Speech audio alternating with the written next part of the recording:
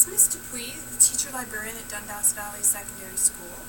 I've been asked to give you a quick tour of my Library Learning Commons HUB course, just so that you can find content that will support you as you're creating a list of your sources that you're using for your assignment, and also to point out where some support materials are for your research. So initially you're going to log into the HUB. You're going to use your drop-down menu to pick the course that you're going to be dealing with, like you always do.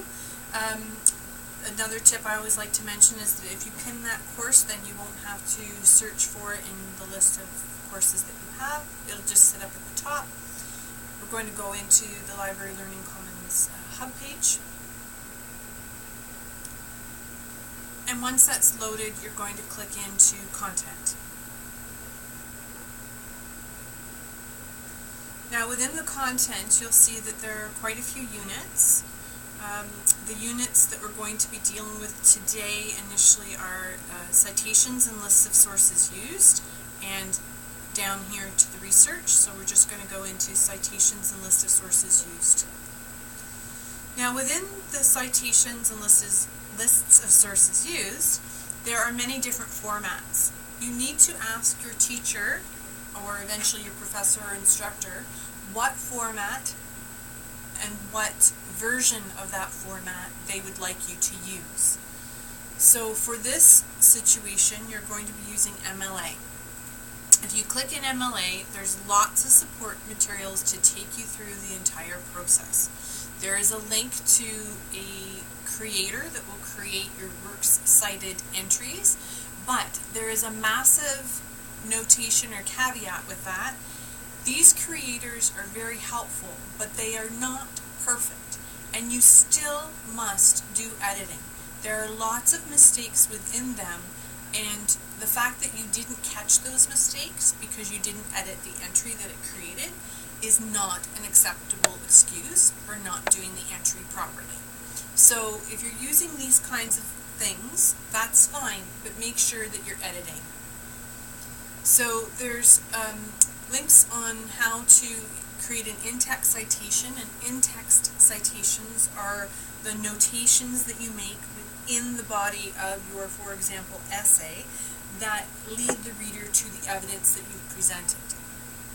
We're going to focus for a minute on the works cited entries for your MLA format in your works cited page. So there's in-text citations, and then the second part of the system is a full list of all evidence, of all sources and evidence that you've used, and that list has several entries, one for each resource that you've used. So if you click on that, for example, it'll take you to a link, and in the link there is a making an MLA works cited entry. So this is a step-by-step process on what information you need to include in your entry from the source you used.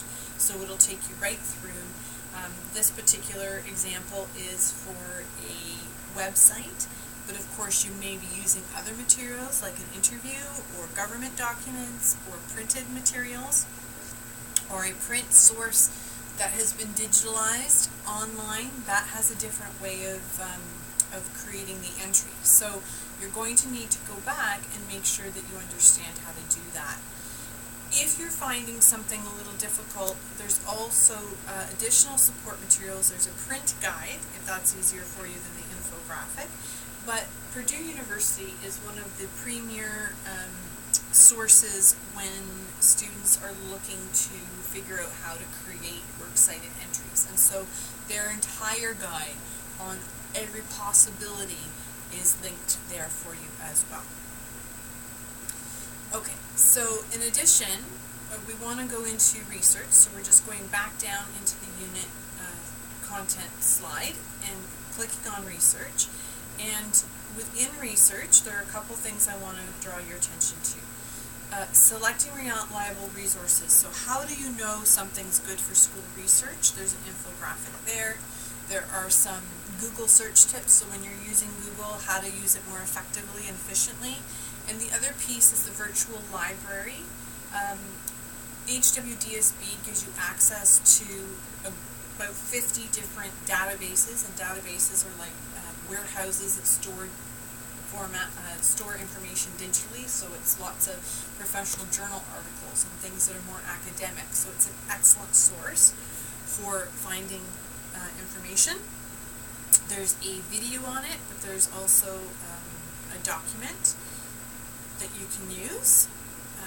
There's selecting reliable resources also will be another infographic, and it just goes through some of the look-fors when you're searching for research. If you have any questions at all or need support in any way, please feel free to contact me. Good luck in your research.